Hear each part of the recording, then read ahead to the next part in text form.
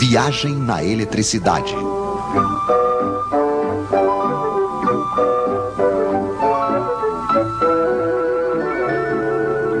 Entre menos e mais.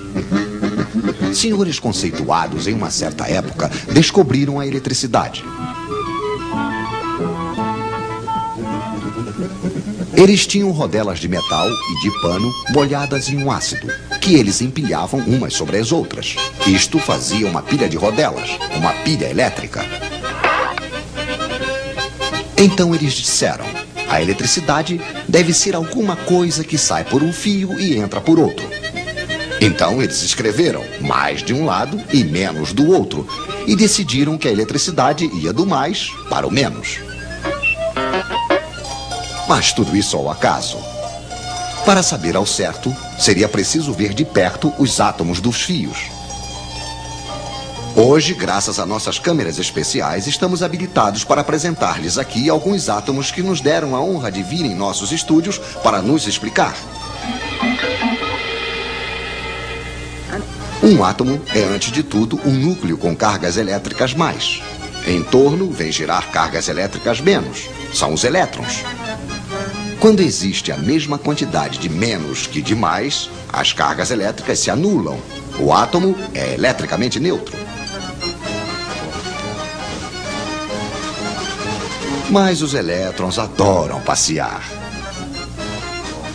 Então, assim que falta um elétron, há uma carga a mais que não é mais anulada. O átomo não é mais neutro. Ele se torna positivo. E quanto mais lhe falta elétrons, mais o átomo é positivo. Ele só terá uma vontade, o átomo, claro, que é a de recuperar elétrons.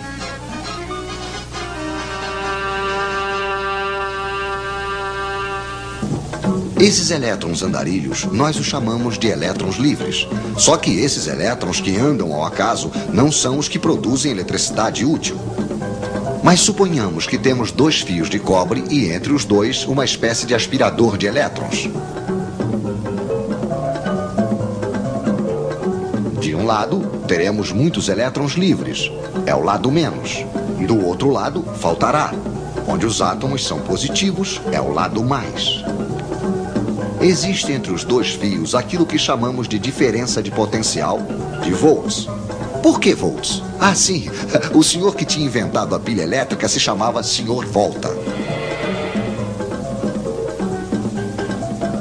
E quanto mais elétrons faltar de um lado, maior se torna a diferença de potencial. Mais volts há. Ao longo dos fios, os átomos certamente só terão uma vontade: recuperar os elétrons que estão no outro fio. Vamos deixar os elétrons passarem. Vamos fazer-lhes uma passagem, mas estreitíssima. O filamento de uma lâmpada, por exemplo.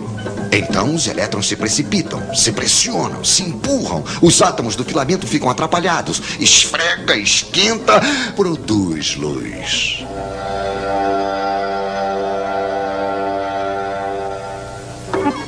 Temos uma corrente de elétrons que vai do menos para o mais. Pois é, os nossos senhores se enganaram de direção. É verdade que eles não sabiam ainda o que eram os elétrons. De um lado, então, uma bomba a elétrons, um gerador. Do outro, um receptor, isto é, um aparelho onde os elétrons passam produzindo energia. Lâmpada, radiador, motor elétrico, etc, etc. Mas se recuperamos energia de um lado, é preciso fornecer do outro lado, ao gerador. Nas pilhas, é energia química. Um ácido ataca um metal. Quando o ácido está usado, não há mais volts. Podemos também utilizar a energia solar. Podemos também fazer girar um ímã diante de uma bobina. Aí é preciso energia mecânica. É um pouco desse modo, porém mais complicado, que é fabricada a eletricidade que chega na casa de vocês. Mas não tentem saber onde está o mais e onde está o menos. É uma corrente que muda de sentido o tempo todo, a corrente alternada. Mas voltaremos a falar disso.